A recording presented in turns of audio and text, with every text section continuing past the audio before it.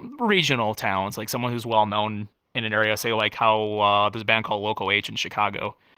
At the time, they were very much just like that homegrown like Pride of Chicago type band kind of thing. Mm. But they weren't necessarily very widely known. It was those kinds of bands that still go to a lot of those smaller shows that would. Welcome to Metaverse Degen. I'm lying. I'm Old Man Raptor, and our guest is. Hi, my name is Chevette. Oh, thank you very much for joining us, Chevette. It's an absolute pleasure to get to meet you. Alikum had some good things to say about you, by the way. Oh, geez. You start off with me blushing already. All right. No, thank you so much for having me. This is very fun. I love talking and discussing some of my passions with all of this, and it's gonna be a good time. I'm really happy to be here. Thank you. Oh, so what is it you're known for here in this virtual world? Yeah, no, so right since COVID started, about 2020 or so, I jumped back into the game. I'd only played in like 2018 for maybe like 100 hours or so, really casually. But a friend of mine said, "Hey, I got this really cool music event going on for like New Year's Eve, 19 into 2020. You should come check it out." And little did I know at the time that was going to be like this little spark that's had me now around for almost 4 years, playing music. Like I DJ. I'm a part of a group called Dieselworks, where we host a lot of different music events whenever we can. And just overall, it's just this really big passion project and enjoy in music. That's what I'm here for. Be it like live music, DJing, events. It's all music, and I've been enjoying it for a long time, and I'm really looking forward to keeping that spark going for many years to come. Wow. So what pulled you into VR to begin with, and what makes you stay in the music scene?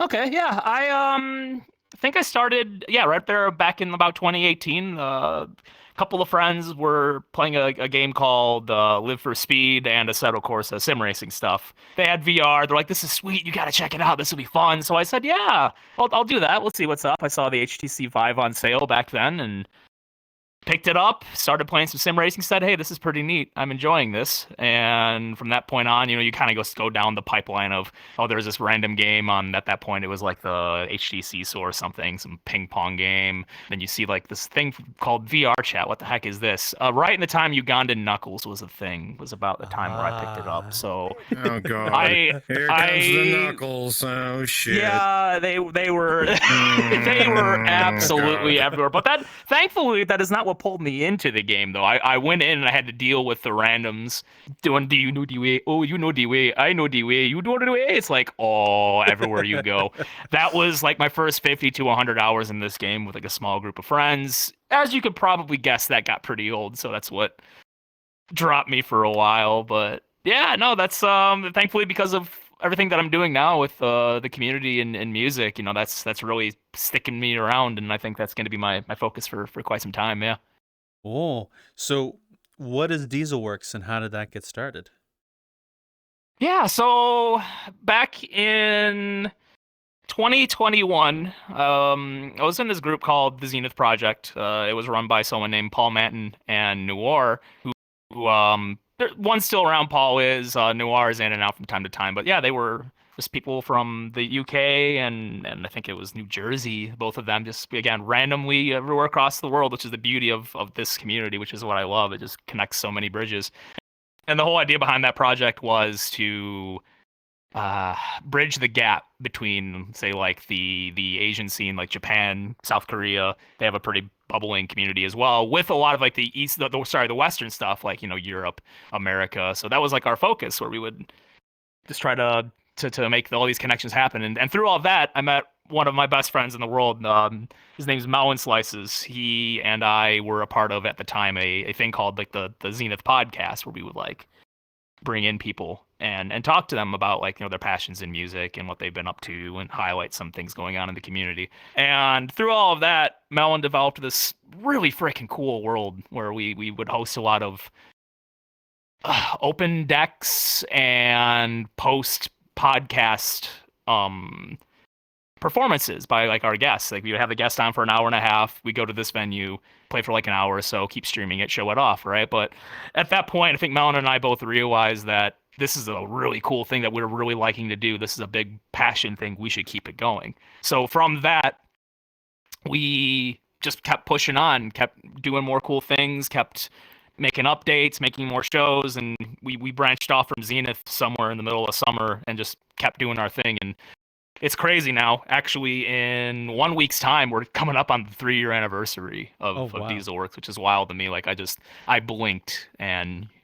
we're back. It's been 3 years already, but it's just been such an incredible time. It's been just life-changing stuff. It's just altering things, really. It's just lots of cool opportunities and places to go all around the world have stemmed from just this little music community on a corner of a niche video game on the internet. It's just it's kind of wild how things like VRChat can change the complete trajectory of like what you're doing in life and what you focus on, which has been a really good time. I have enjoyed that a ton, and we're working on some things for celebrating the 3rd anniversary really soon, and I'm just so happy we're still here. It's so easy with all of this stuff to burn out and overdo it, but once you kind of pace it a little bit, we have adult lives to live. We have to go work. We have to do all kinds of stuff, and that balance helps a ton with that. And I'm looking forward to like 7 years time. Some person wants to do an interview in the future. It's like, yeah, this is our 10-year anniversary coming up. I don't know if it's going to be on VRChat or whatnot, but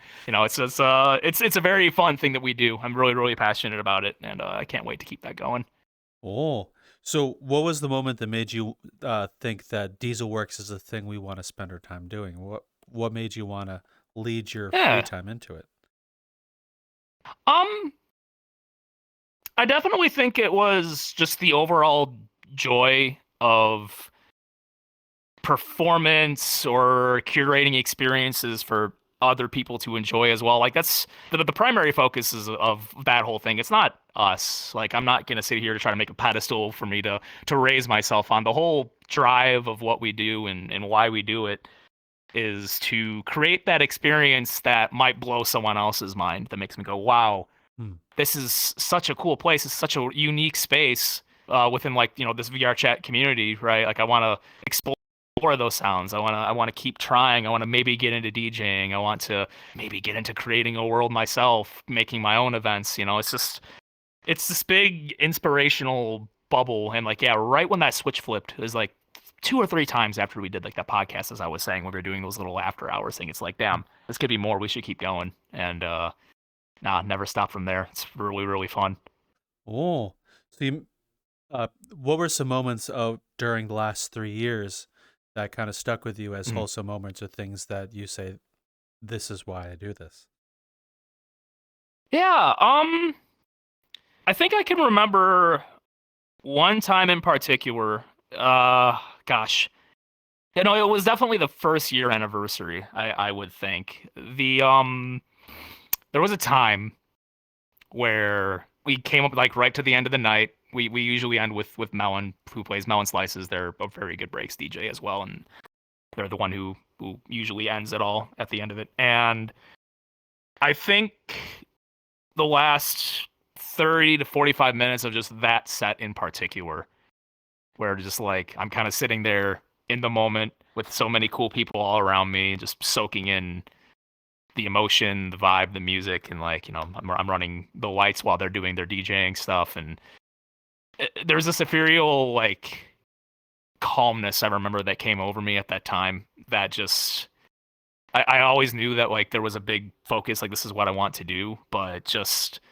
in the moment, everyone locked in just to one little insignificant thing that meant the world to a room of 80 people, right? That's just, it's so hard to put sometimes into words the kind of emotions that a big project you've been working on for a long time, all coming together, clicking, everyone enjoying it as much as you want, and just we talk about it for just days and days and days afterwards. It's just the feeling that you can get, be it a virtual experience, it's still very real in the regard of the fact that it's just something that we all can just share and enjoy. That's the beauty of it. That's why I enjoy it. It's not the individual, it's like this the sum of our parts and how we all work together to make it happen. That just fills me up with that joy. And that was just like the moment that I knew, like, yeah, we're gonna keep this going. that was one of the coolest things, one of the best feelings, and I still feel it all the time. You know, we get that just some random little pop-up show of like 10 people enjoying themselves in some other club, or like go to a shelter or like an IRL small music event with some of your VR chat friends. It's just that same feeling that I've discovered then is just so easily attainable by just losing yourself in the moments, and that's just the beauty of the space. I think you can just suck yourself in and, you know, get lost for a little bit, forget about everything, and then enjoy what you're doing. Okay. Question line. Shoot. All right. In the 4 years you've been doing this, what's the difficult thing that you found out that's for what you're doing in VR? What's the difficult situation that you've had in 4 years? I think the most difficult part of all of this is probably trying to find your own balance with all of it, maybe. I think it's something that I see happen a lot with many people and many different communities. Like, everyone just wants to go hard. Everyone wants to go crazy. Just keep it going. Crazy tempo, crazy pace. And back then, especially during the times of COVID, where we just had nothing better to do for the better part of a year, right? The difficulty for me through all of it was just making sure that you don't do this at such a rate that it burns you out. Because I think I felt it a little bit in 2021, and it was almost enough to make me want to stop. And like, you know, aforementioned what happened in the first year anniversary, I'm super glad I didn't, right? But I think the difficulty in all of this is, yeah, just making sure that, you know, you're keeping yourself in check, because as you know, and many others do in this community, be it like just people who randomly hop around in pugs or different like dance communities or just events or whatever, it's really easy to kind of lose focus around here and just lose the other important aspects of your life. But it's just all things you have to learn in time and how to tackle it. And it definitely helps when COVID's over and you have to go back to work and pay your bills. The government isn't sending you $1,200 a week. But yeah, no, that was probably the biggest difficulty, I would say, is just trying to find that balance. So what was the rave scene like leading into COVID and during COVID? How much has changed during that time zone? So pre-COVID, it was definitely a very, very small community. DDVR was around, Razumu was around. There was a place called Dirty Dancers that was around, but it was more of like a lap dance Spotify type thing. It wasn't like DJing, right? And the crazy part about pre-COVID and like as COVID was going on in the early stages, this community wasn't that big. You would go to maybe 4 or 5 events in the entire week, like spread across the entire thing, versus now we have some that do 20 nights or 20 events in one night on a Friday, right? It's the community just grew exponentially from that point. And I think the big differences in how things changed is, as I said, you would go event to event, you have the same yellow names, all your friends and all of this, and you go to that, oh, they're all here. You go to this, oh, they're all here. I'm at shelter, or here's all the same people I know. Oh, we're at Loner the day before. I know all of you here too. The big change, I would say, probably started mid 2021 when Straz, who is now a part of the dive team, the VRchat staff, they made this really amazing documentary, which if you haven't seen it, look up just on YouTube, Straz VRchat Rave Community. It's going to be like one of the first videos you see. It's such a good piece. Be it dated, be it a little old now, a lot of that context in the piece is still relevant today. The exponential growth that we experienced from that point on just blew my mind. There's probably now several thousands who enjoy what we do since the early days, versus then the maybe 100, 200 people that were active, which is really cool. It's funny. You always have those moments of like kind of be careful what you wish for and a lot of stuff, because gosh, back then, how many times was the hot topic of discussion? I really want to see this whole thing get into the eyes and the hands of so many more people. Like, it's such a cool experience. People should enjoy that. But then as the bubble grows at an insane rate, a lot of those same charms and quirks of the smaller niche tight community go away for the masses. I mean, I say the masses, it's still a tiny niche community to begin with, even with just a few thousand, right? Which makes it a lot harder to have those same vibes from then to now, where everyone's just kind of keeping each other in check because we all just know each other so well. Now you can spend your entire time within this community and still not meet 3/4 of the people that are here, which is probably one of the harder things to keep up with. It's like one of the biggest changes, I would say. It's just the volume of it all and just the amount of events that have happened since pre-COVID. But those same vibes are still here. We still enjoy why we do what we do when we do. It's just a little bit of a different face. Okay. What was it like for you and your community adapting to that influx of people during COVID? I would say the difficulty wasn't with the fact that there were just so many more people. It was just there came a point where you realize that just being able to walk around the entire room for any given show and start a good, meaningful conversation and add a friend and join them in like random public worlds or pugs after is if you do that kind of a thing nowadays, like you're going to be on this game 24/7, 365 days a week. There's just too many freaking people. But the fun of all of it, I would say the biggest change through COVID is because there are so many different things that are going on now. The way it helped elevate the overall quality of everyone's experience, be it the types of music that was booked, the DJing skills continuing to build over time, or just like venues getting more cool tech, more better designs. It's not just a cube world with video screens on the walls kind of things. It's the way that everyone was able to keep elevating the builds and just helping each other out in some ways. A lot of people will help back and forth, like sharing assets or techniques that helps us bring it all up. Without the influx, some of the experiences nowadays definitely would not be as just mind-boggling as they are now with quality for sure, which is what was really nice, I would say, as we grew, just having that bigger pool to be the better baseline to keep stepping it up. We've heard quite a lot of people from the rave scene as well share that they were inspired by a lot of people, especially during the COVID times as well. So that influx of people bringing different personalities and different skill sets, even if they may be out there in the real world doing the same thing, just bringing their skill set in. It has definitely inspired a lot of people to continue to do what you do or DJ, or maybe go from DJing to producing music.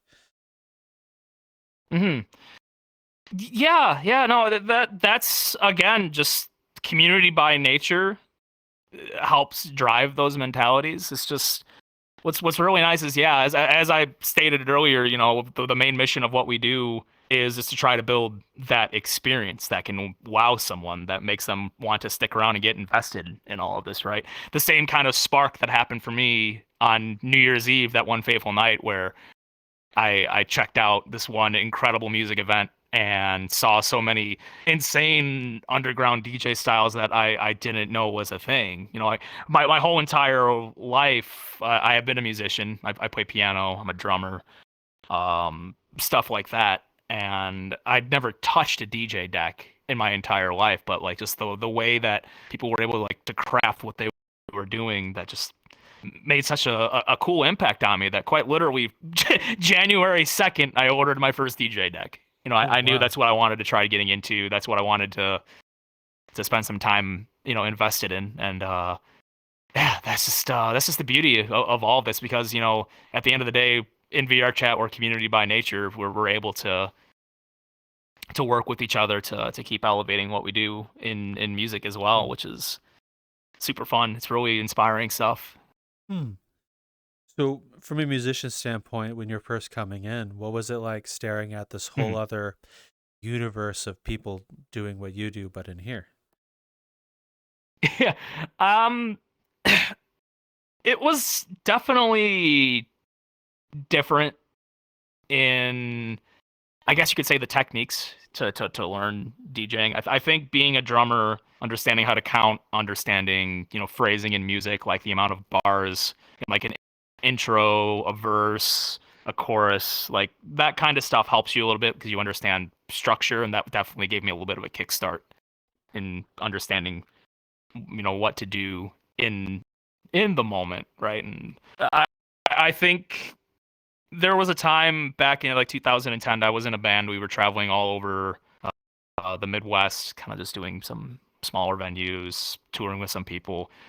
That feeling of performance and showing off something you worked on so hard, and the satisfaction of knowing it was a job well done, was something that stuck with me back then.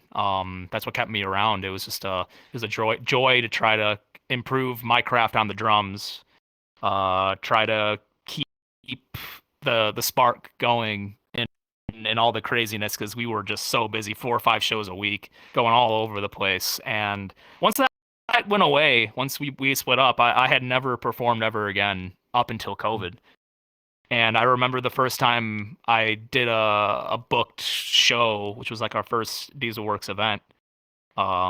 Just a smaller little crowd of like, 30, 40 people or so, but being able to see people enjoying themselves to something that you're doing again took me like 10 years back into the past. I was like, whoa, this is the same feeling. They're not physically in front of me, but there's something that is very there's a gravity to performing. There's like a gravity to me to showing off something that you work so hard on, and to create something that people out there are also enjoying in the same ways that you are, right? Which was one of the things that definitely keeps that spark going for me above all else. It's just that feeling of being able to make things that people enjoy. That's the biggest happiness I get out of all of this. It's not me, it's us. That's what I've always enjoyed. Okay. So between your experience with performing in the real world and performing in VR, are there any similarities or differences between the two? The nerves in VR are definitely no different than IRL. I remember, I think it was, God, what was it? First time I played Shelter, and I think it was really early 2022. I got up, I hit play on the first track, and like the entire time I internally felt I wasn't nervous. I was practiced, I was ready. I raised my hand to hit the play, and my hand did this. I was like, whoa, oh, okay, hold on, relax, calm down, buddy. It took like 10 minutes to kind of fall back into the pocket and not be insanely giga nervous, but Tony told me at that time, like right before I went on 5 minutes prior, hey, just so you know, there's like a concurrent 1,000 people between Twitch and the Worlds. Good luck. I'm like, why would you say that? That's definitely the biggest carryover between performance IRL and performance VR. It's the nerves are very real. It's a whole hurdle you have to tackle and get through. But what's really nice about the wonders of VR is if you get a little too nervous, you can just take your little overlay window that has like your DJ software and just kind of raise it up a little bit and just block the crowd and just DJ to yourself, DJ to your wall. That's one of the techniques that I would do when I was drumming all the time. Actually, if I felt like it was like a larger show, I was really nervous looking into the crowd sometimes. I'm blind as hell. I have to wear glasses, right? If I just do this and put those down, I'm in my own little circle. I'm in my own bubble. And you just put yourself in your own world, block out all the other distractions, and then it's no different than just like when you're rehearsing with your buddies back at the house the day before, right? Okay. Have you ever gotten used to that feeling of nerves today after doing it for so long, or is it still something that's residually there? To some degree, I would say the nerves are still there, but over time, yeah, it definitely gets better. The more you do it, the more you are more confident in what you do. It helps quite a bit. As it turns out, practice does help. Shocker, I know. Well, the saying "practice makes perfect" wouldn't exist if it wasn't true. Yeah, practice makes 95% proficiency. The idea of perfection is cool. You can go for it all you want. It's not real. You're gonna mess something up. It's just That's one thing as well. To anyone who has been on the fence about trying to play or trying to get into whatever it is they're doing, be it DJing, be it music, be it performance art, whatever your thing is. Perfection is a lie. Even if you think you heard or saw the best thing you have ever seen in your life, I guarantee you the person that was doing it was in their head, oh, I messed that up. Oh, I just did this. Oh, man, that was not good. Oh, that was terrible. Blah, blah, blah. Right? Perfection isn't real. Don't let the proficiency of other people's dissuade you from continuing to learn and want to perform. We're complete. It's in VR especially. We're a completely open space. There's no pressure. We're not selling tickets. We're not saying, oh, if you just completely bomb it, you're never going to do anything with us ever again. It's a very open and free-willed space by nature, and it allows you to experiment. It allows you to improve, start from nothing, be the world's best DJ, and be silly with it sometimes. It doesn't matter. It's just that's I think the beauty of VR in general is just it breaks the norms. It allows you to do what you couldn't do IRL because a lot of that is money driven. You are driven by the fact that what you're doing needs to be really good to make your promoter happy, make the venue happy, stuff like that. So to definitely don't think perfection needs to be something you have to do right away. It all comes in time. The proficiency and knowing what you're doing comes with just more repetition, more practice. So just don't stop. Just keep going. You'll get there. We were interviewing Roll the Red, and he was regaling us the time he met his idol, Barely Live, when he played during the event he ran back in 2019, I think it was. And before Barely Live went up on stage, he told us that he told Roll the Red that he's still nervous during the event. Like he's a person who does that stuff in real life, large shows, thousands of people, and still, even then, it's still there. Yeah. Yeah. As I said earlier, while the setting may be different, the feelings are still all the same, right?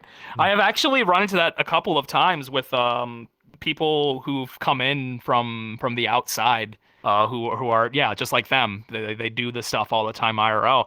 I think there are nerves in diving into the unknown, and I think to a lot of them they don't quite fully understand what this all is when they first say, yeah, I'll do it. It sounds sweet, but then they really start digging into it or seeing it themselves for like the first set or two of an event, or like, wow, this is pretty legit. And then they start getting in their own head, like, oh crap, wait a minute, I gotta do good now. Oh, and then the nerves just come right back in. That's gosh, that's funny. Like you would, that just goes to show, as I said, like I think any person that tells you like they just have those icy veins, nerves of steel, they're probably lying to you. I can very much agree with that. You said something that interested me a few minutes ago. You said that VR chat and the music scene here breaks some tropes from the real world. What are some of those tropes, and when you first started seeing that, how did you feel personally about the differences? I'd say a lot of the differences come it's a multi-layered Sorry, I'm really question. I'm really good at vague, multi-layered questions, and I'm sorry. Yeah. Well, hey, that's good. You get the subject to talk a ton. I guess that's how these things become like an hour long. I'm impressed. Good work. I'm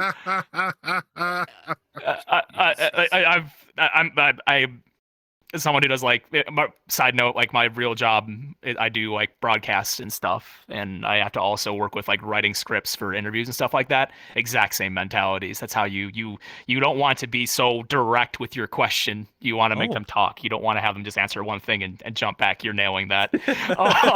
Thanks. Wow, you got an upcurd on that one. Let's go. Now, so. Me being slow works. Yeah, he's doing it.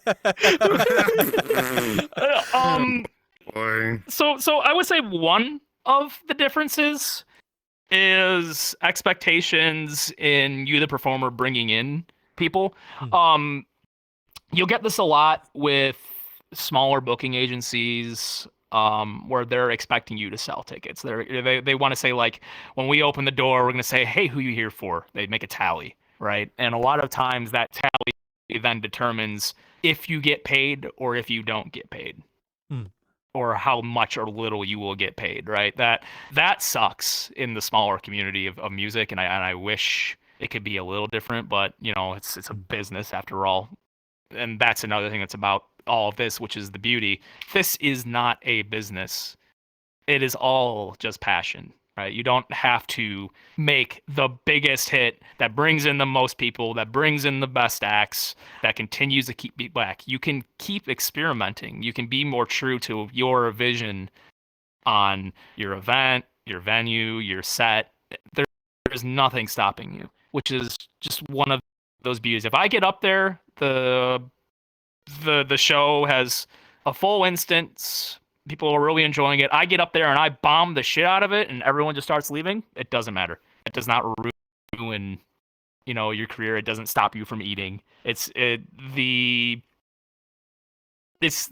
the biggest. That's the biggest thing I would say is different. Is just the lack of pressures the real world has in music, in the monetary pushes and gains for everyone involved, which you don't have to worry about around here, which is a thing of beauty. Definitely, it helps a lot with flourishing what you're doing and keeping your craft more open to what you want.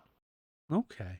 So I may dig into a bit of your past here a second. So if it's too far, tell me, please. You sound very knowledgeable in terms of those pressures monetarily. What was it like for you when you first started experiencing that for the first time?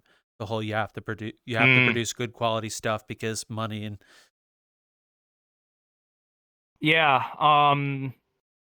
I think overall that was probably the leading cause for the burnout, why we all kind of stopped.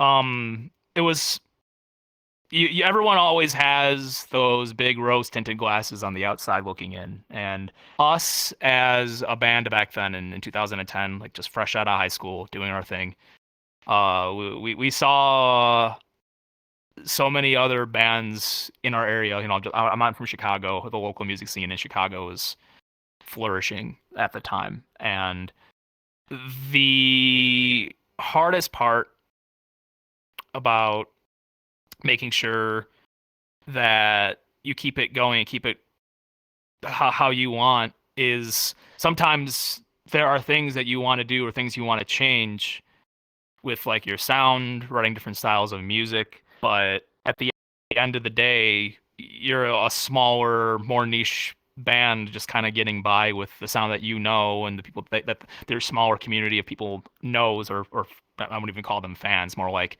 the friends and family of the music, or of the band at the time, which, you know, it slowly kept going and got a little better. But I would say the leading cause for that burnout was, just knowing that we had to sell tickets, knowing that we had to keep bringing our best at all times. We have the 4th or 5th show here. We're going to be in St. Louis tomorrow, or St. Louis, excuse me. And then Indianapolis the next day. And you have no time to reset, to be yourself, just to breathe. You're just constantly in go mode. I think that's like the hardest pressure of that, because at the end of the day, when that's your full-time gig, you know, you have to make your bread, you have to survive. You know, that how that did to us was very important, because without that, what little income it was split between the 4 of us was the thing that kept us going. It stopped us from having to go work at a Target, at a Home Depot, at a gas station. That alone is just like that whole, like, don't let the candle die mentality. So having to do this as you walk around was tough, because, like, while you're doing this to shield your flame, right, you can't move your hand and let everyone always see every part of your flame. Right? You want people to see your passion and what you do on display in full in an unrestricted way, but having to do this at all times while you're walking around just so it doesn't die, it gets a little suffocating. No, that was definitely probably the most difficult part, I would say. Okay. Did you ever find any ways to adapt and find courage and pressure from your own will to continue on? and adapt to that whole environment? I would say so. Yes, somewhere about in the middle where things started getting a little better, where there was some other like not completely local talents, but regional talents, like someone who's well known in an area. Say like how there's a band called Local H in Chicago. At the time, they were very much just like that homegrown like Pride of Chicago type band kind of thing. But they weren't necessarily very widely known. It was those kinds of bands that still go to a lot of those smaller shows that would say like, hey, we kind of like what you're doing. We'll pick you up to come join on a tour, right? That getting to that point of getting the recognition from those who had lived in our position and were doing better for themselves and wanting to also bring us up was like definitely the big drive, the big pushing point where like at that point we were then able to jump on all of these regional tours and actually make some decent money while doing it. Money in the music community it's a lie. There is no money to be had in music at any level until you get to like the size of, let's say, like a 21 Pilots, a U2, like the massive acts. It's just the way the industry works is there's so many revenue splits between labels, venues, distributors. Like it's so hard to make money while you're doing that kind of stuff. Getting to the point where it was actually a little bit sustainable and we could find that joy was sick and it was fun and I really enjoyed that. But then the problem is the pressures of the entire industry pushes you really hard in maybe directions you don't want to go, which is why I'd say is the reason we stopped doing what we were doing. Because like it's a feast and famine thing. It's like a live and die by the sword kind of thing. It's just that was the big primary reason through all of that. I gave up on it and I quit. But again, coming back into this where you can just be a little more raw in your performance, be a little more open because there's just no reason or no pressure to do the things that other people want. There was the beauty in that, and that's why I'm still here. That's why I'm coming up on like 4 years of doing this kind of stuff that keeps me around because there's just no industry pressure. Beautiful thing. Never let the industries take over your craft, your art. That's I would say that's the reason why I'm. Oh. So in a sense, coming into VR and experiencing this entire music scene has kind of reinvigorated your will to do music again. Hello, I'm going to quickly interrupt your video. Please come follow us on any of our socials. We have a card down that way in the description, metaversedegen.co. You can find us on Discord. You can find us on Twitter, which X, whatever. Right here in this space, you'll see the @ You can find me, Lion. And as well, we have a Patreon, which we've started a whole other show as a thank you for those who've signed up, such as Training Fangs, Forbidden Zero, and Niche. So thank you all for watching the video on how these games are going. I'll leave you to the rest of it. Enjoy.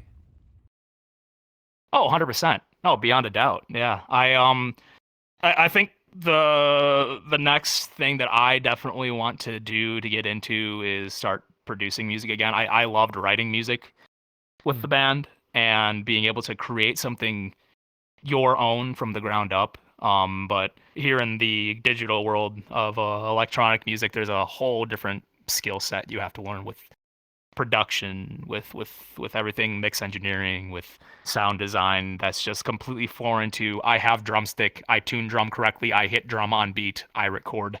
Okay, we're done, right? It's so that's the biggest hurdle for me is like I definitely want to get into producing, but gosh, it's such a time sink. It's a whole different skill. We'll get there though. I definitely want to do that. That's like the one facet of all of this that I like to explore a little further. Okay. So what about the electronic music scene entices you versus what you're used to playing prior? I would say ease of access. In electronic music, you can be your own person. You can do things at your own volition, whereas I'll just call it the acoustic music, with like actual instrumentation and whatnot. Unless you're an insanely talented one-man band that can record everything at home and do your own thing, you're so heavily reliant on a group of people meshing in a way that you also work with and vibe with. That's why you hear about so many bands that just get together and break up, just because not everyone is the same person. I think the thing that entices me more about electronic music is you can, without the restrictions of the others that you rely on to make your music or to perform your music, more openly express yourself and your interests, and you can more accurately pursue what it is that your eye on your project is. That's a big enticing thing, I would say, in electronic above all else. A lot of the same fundamentals are the same with chord progressions, the beats, whatever the case may be, but it's just a different medium, I would say. Yeah. Oh, so sorry, what words? What is it like for you going from your previous music scene into trying to learn the new type of music, electronic music, getting into the skill set and learning? Yeah, so I actually wasn't very big into electronic music for my entire life. Definitely more of like, gosh, God, going through high school, I wasn't an emo kid, but that music community and like that style of music, I fucked with so hard. I was a emo kid in my tastes in music at heart.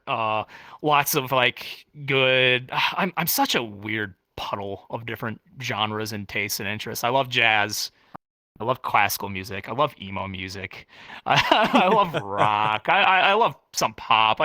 Music is music. And that's my take on all of that. But I'd say the hardest part of getting into electronic music from what I was doing was I'm way behind on the curve at that point, because a lot of people who are big into, like, my main thing, I'm into breaks. It's a genre of drum and bass, jungle, breakbeat. Breaks is like also just like a overall blanket statement for all of that. Having to discover all of those sounds that you like in this style of music from where I was in just like analog acoustic type stuff was a bit of a curve. It definitely was a lot of research. It was a lot of digging around. I mean, we call it crate digging because back in the day, to crate dig meant you were literally going through milk cartons of vinyls to dig for the music you like. And now it's just what we call crate digging now is just, okay, I'm jumping on Bandcamp, SoundCloud, Spotify, and just going through a bunch of music and trying to figure it out. That was the difficulty for me, is always just trying to find new music and new sounds that you really like. But there's just so much of it out there. Your dynamic in sounds that you like can literally change month to month, but still keep the same core principles, which is really fun in electronic. That's what I like a lot. It's just a way more open and free-willed. Okay. So within the VR music scene itself, has the VR music scene helped you expand your listening of what you listen to, or is it some of the stuff you're helped through people you know? It's a little bit of both, I would say. There's been a couple of times attending other shows where there was a specific set or a specific genre or a style of music somebody was playing that really resonated with me, and that would then cause me to try to find one or two of the artists within that genre and explore their sounds and keep just branching off. It's like a never-ending web, right? So yeah, I get a lot of inspiration from a lot of stuff that I like in some of the performances and impacts of things that I saw around. When I was first doing a lot of the music, there's a specific label called Anjuna Beats, run by Above and Beyond, that there's a lot of like progressive house, organic house, stuff like that. A friend of mine, Aerotech, who I had known prior to all this for years and years and years and years and years, we got into this together at like different staggers, but he got me into that original sound that I love so much in like house music and prog house. So there's just all kinds of different inspirations and whatnot through all this, which is what I like about music in general. Is like you don't have to be a musician, a producer, an artist to find sounds that you like and want to delve in deeper, which is why I think this community works out so well. You don't have to be a DJ to be involved in music. You don't have to be like an avid electronic music enjoyer rather to stick around. It's just everyone has their own passive inspiration and things that they like that can all just work together in harmony. Which is just it's a facet in the electronic scene that it was a lot harder to get in like the band scene because they're all drummers, they're all guitarists, they're all vocalists that are like in the smaller community. You don't just get a lot of that average Joe kind of person who just wants to enjoy it and listen, right? At least at like the levels that we do things. I would say that like the way in which music drives our passions is really similar between like the smaller music community of IRL and VRChat, but the pool of people here in VRChat is just so much deeper because I think just electronic music enables you to have many different steps of fulfillment and enjoyment that can bring you all together. Okay. I have another random question off in left field, but sort of similar. So between the venues you used to playing at in real life back when you played music in venues and the VRChat venues, are there any similarities to how they feel playing at and or running from what you know? That's the beauty of VRChat as a whole. Venues in real life are limited to what sound systems can we get, what lighting systems can we purchase, what can we afford, what kind of building is it a pre-existing stage, is it something that we built ourselves? You're limited, right? Many times IRL, the stages are very similar, but just in a different setting. The beauty of VRChat is there's many different ways you can go through what you're doing here. You can try to build that true to life venue that is a believable experience. You can go completely left field and go to like say a Kaleidos sky or something where the entire sky is just melting in your face, right? And the visuals are out of this world, next level. You can go to like elevated platforms. You can set up a whole venue in a sewer. It doesn't matter. Definitely not. The crossover between IRL and VR is a really slim picking of what experiences are available here in VR.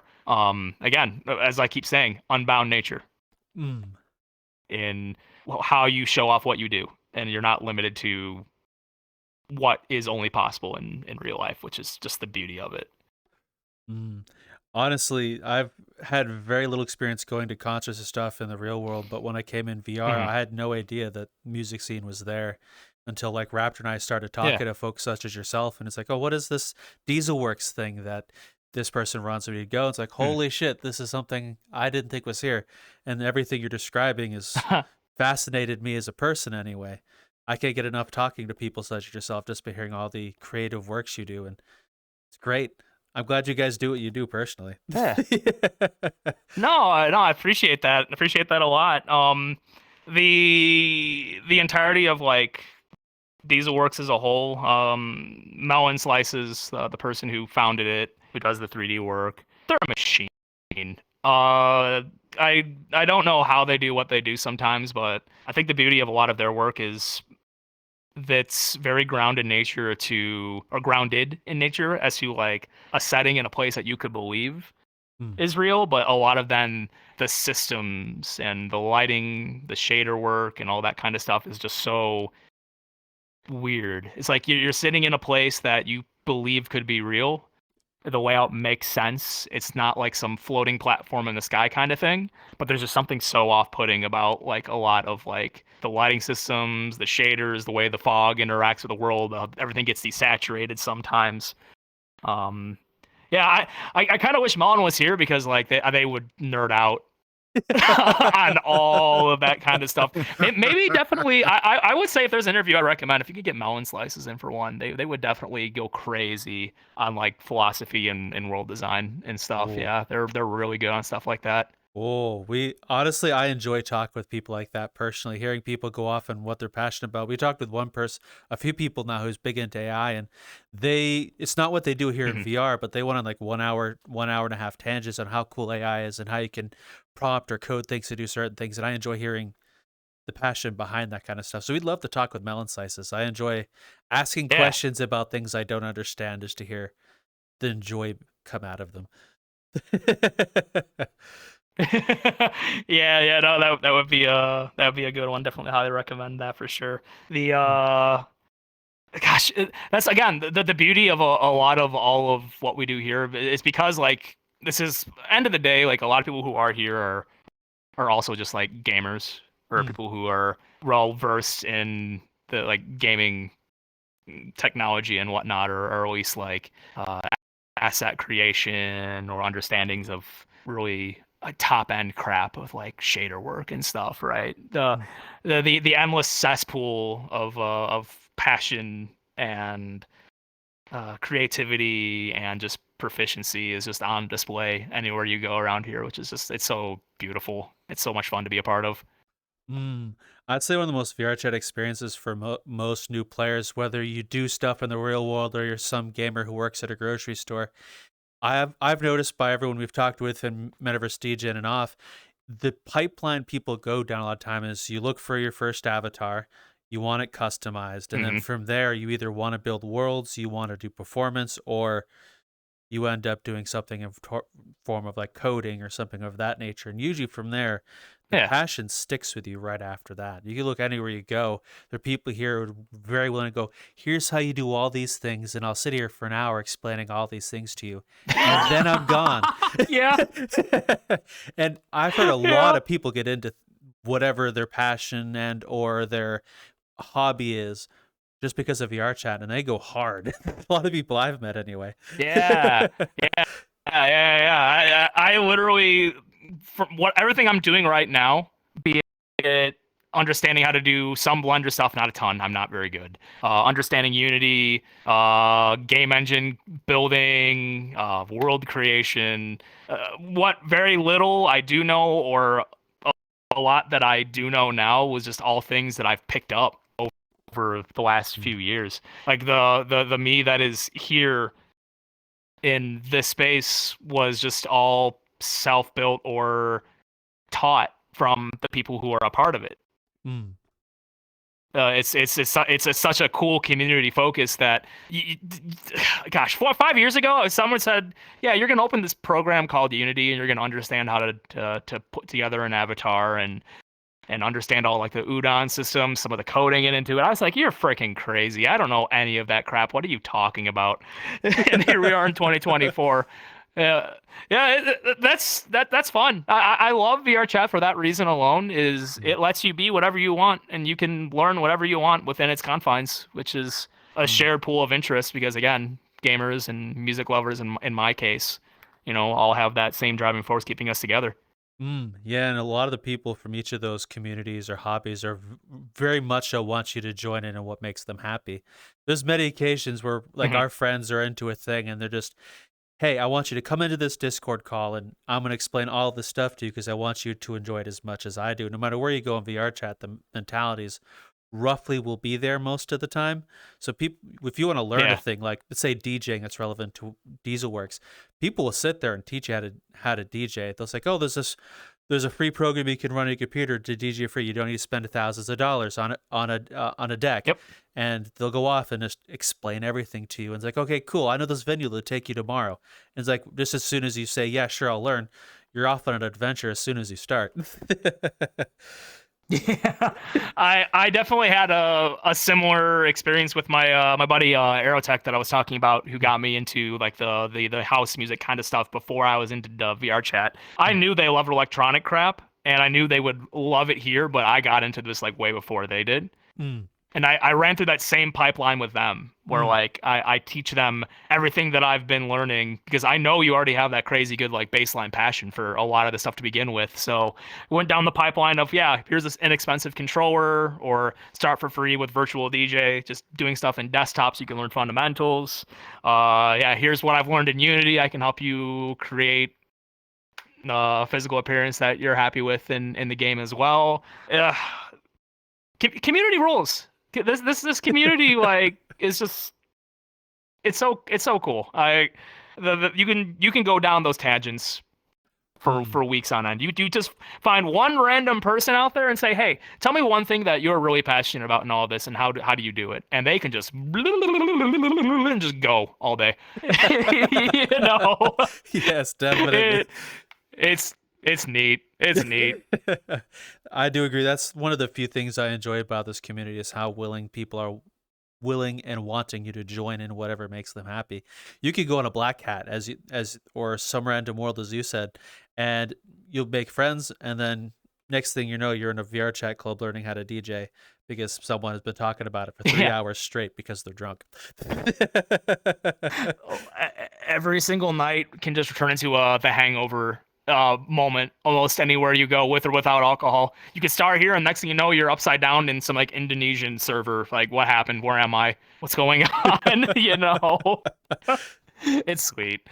One of my personal experiences around when I first started getting into VR chat and everything, it's like I met Raptor, I met Lolly, and the next thing I know, a week later, my little loner self has a Discord that's blowing up almost daily. Like, what the fuck happened?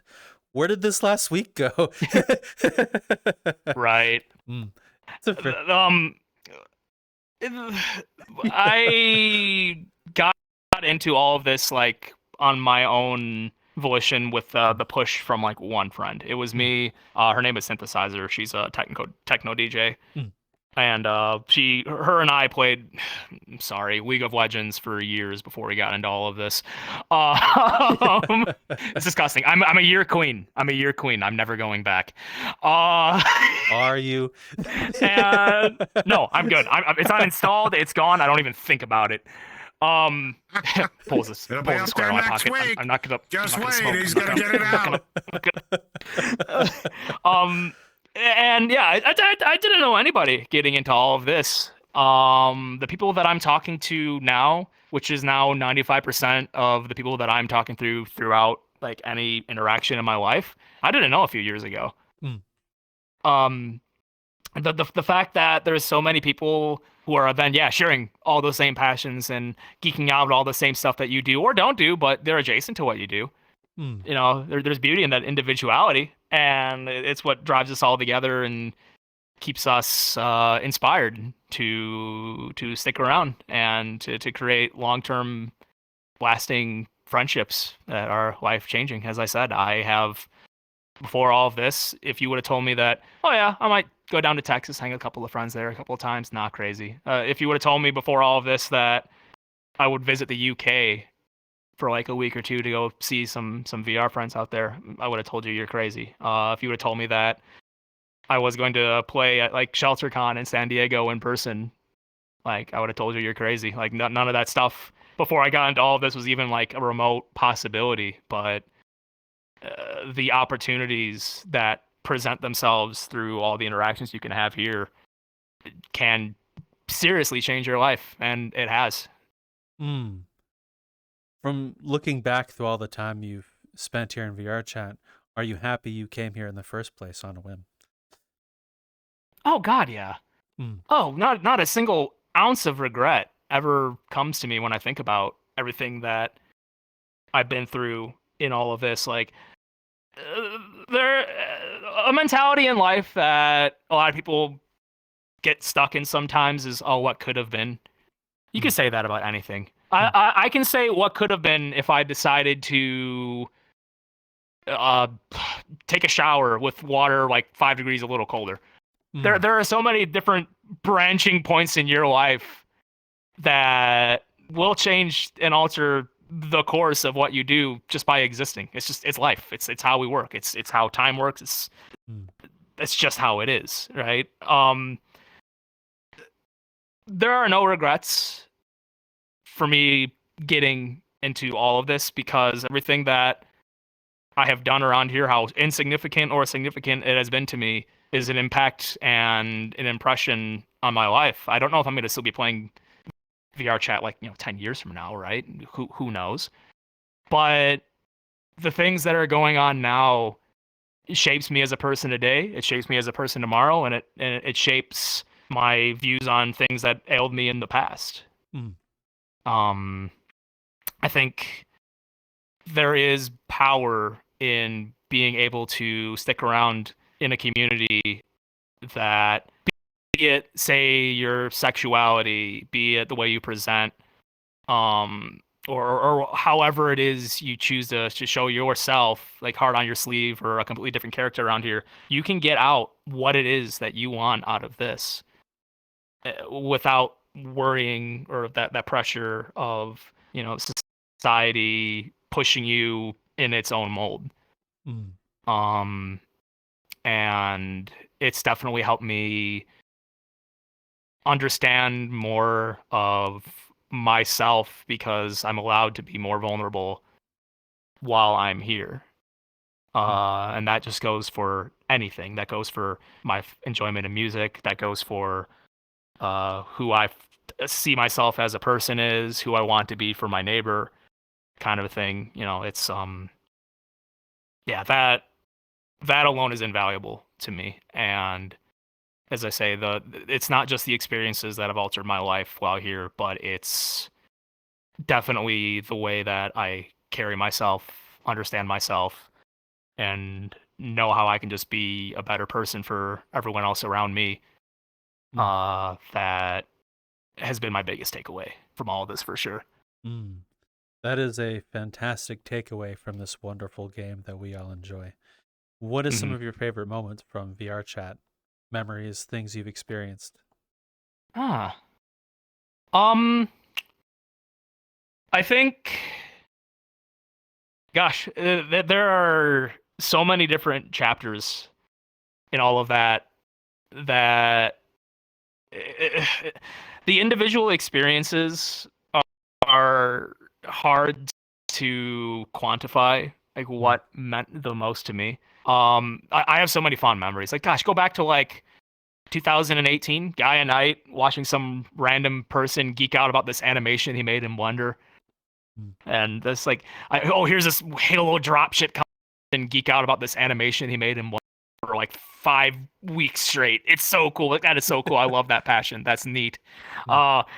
Jumping on with your friends and going world hopping, seeing other people's creations, soaking it in. So cool. Going out on a Friday night to go hang with your friends to take in some music events.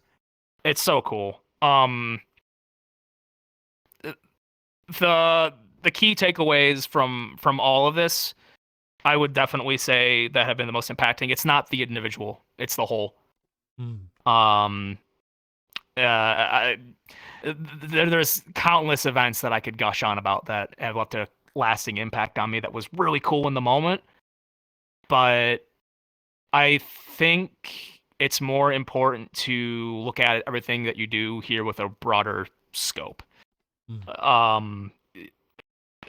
When you really focus down on that one thing that was like, damn, that was so cool, I love that, that's the biggest thing I've ever done in this game, it was such a cool experience, your view on what made that cool then just narrows down to that one individual thing, if that kind of makes sense. Whereas if you look at it from the broader view of how it can elevate what you have enjoyed in all of this, kind of goes away.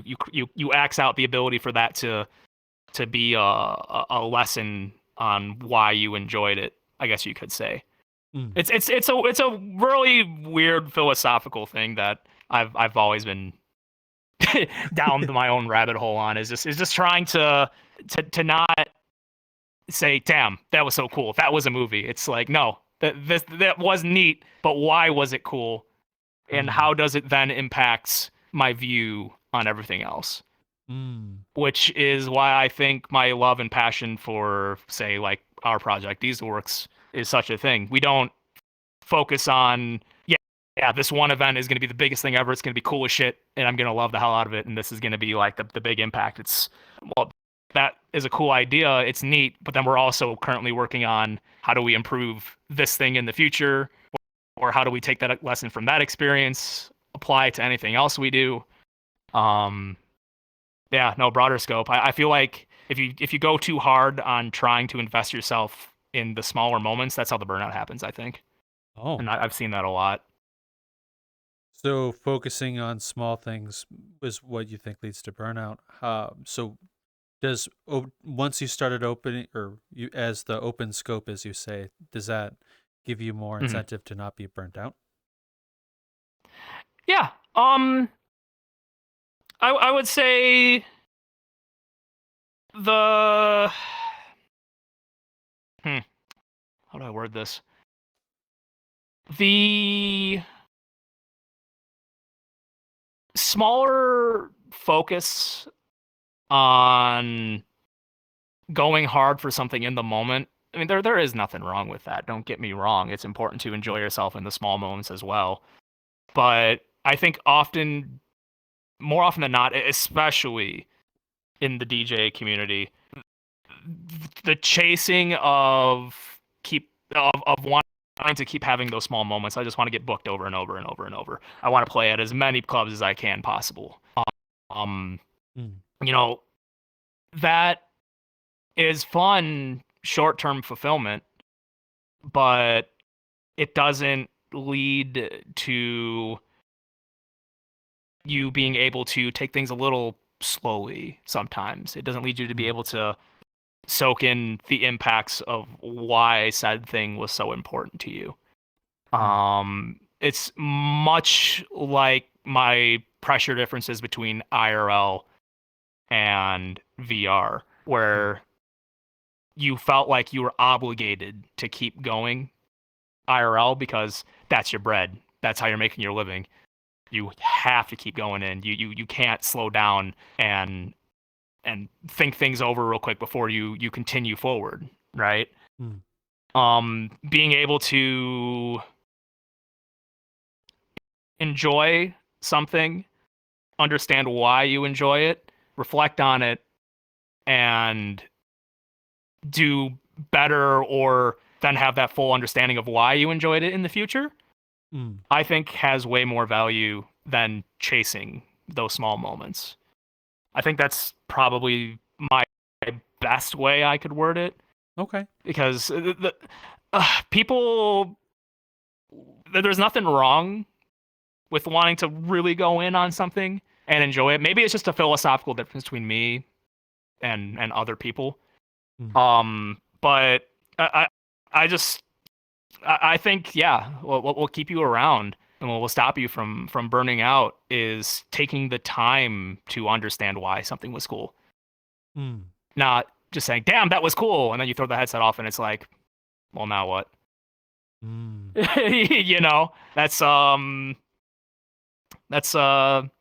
key takeaway. I just think many people don't take the time to reflect and understand why they do what they do. They just do it because they think it's good and it's fun and it's cool, which is something that it doesn't have to just be the music scene. It doesn't just have to be VRChat. I think it's something that you can apply to a lot of stuff in your life. Yeah. Where I think if you don't get too lost and too sucked in on that one thing, you can then see everything from the outside in, the inside out, and understand why it is you enjoy it, you know? Okay.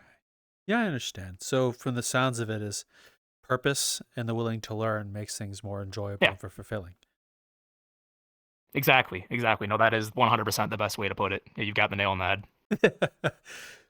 Sorry if it took me a little while to grasp onto what you're saying. Sometimes I could be very slow. You're good. Don't give him too much credit to be over here pounding me with a hammer. And I'm small enough to be a nail. Just be glad it's just a hammer. Funny you say that. Funny you say that. I think I see a little bit of a loose wooden plank up there. Can I just like borrow you and your hammer real quick? Can I just...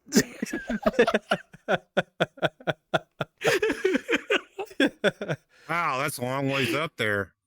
That's okay. We can scale now. We can scale. We have the power of scaling in our back pocket. We're good. We'll get you up there. Thanks. Well, Chevette, thank you very much for letting us get to know you over this last hour and change. Yes, I it is. appreciate your time. It's been an absolute Yeah. pleasure. Thank you. No, honestly, Yes, thank you. very Thank you so much much. for having me. I really Oh, enjoyed this. Always welcome. I Always welcome back too. oh, that Always would be welcome great. back. Yeah. Yeah, as I said, sometime in the future, I would love to get Melon back as well, and we could like really go in depth about a lot of like just the Oh God, it'd be a actual tennis. design. Those the way he talks about this person be like watching a tennis match, and I'm not chasing the ball.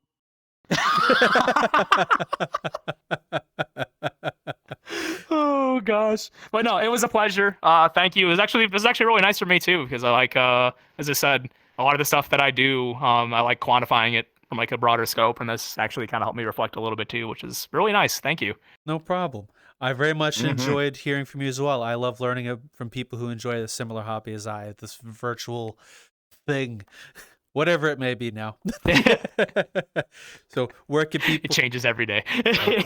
Indeed it does. One day you're seeing a bunch of Knuckles, and the next thing you know, there's raves and everything else everywhere. True. Hmm. The pipeline is real. I witnessed it. That it is. Where can the audience find you if they wish to find you? Yeah, so on Twitter you can find me. It's going to be @_Chevette_. That's my Twitter handle. If you want to check out some of our events, it's going to be @Dieselworks, like Dieselworks, one word, _VR. We have our 3rd anniversary show coming up in, well, we haven't announced it yet, but it's coming.